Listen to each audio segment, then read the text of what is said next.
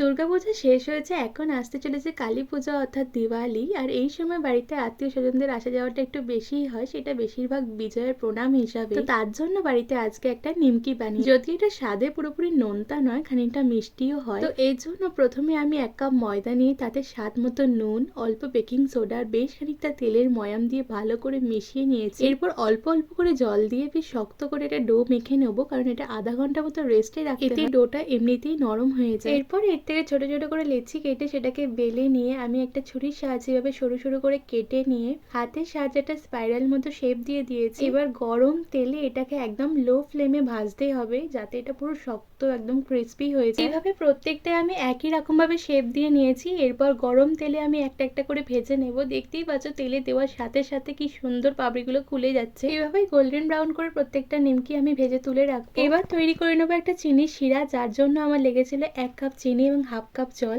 ভালো করে ফুটে উঠলে তার মধ্যে 2টো এলাচ দিয়ে দিয়েছিলাম এবং বেশ চিটচিটে একটা ভাব চলে আসা পর্যন্ত ওয়েট করেছিলাম। তারপর গ্যাসের ফ্লেমটা অফ করে ভেজে রাখা নিমকি গুলোকে চিনির শিরা একবার করে ডুবিয়ে নিয়ে তুলে রাখলেই ব্যাস রেডি হয়ে যায় মুচমুচে মিষ্টি স্বাদের এই সুন্দর দেখতে নিমকিটি।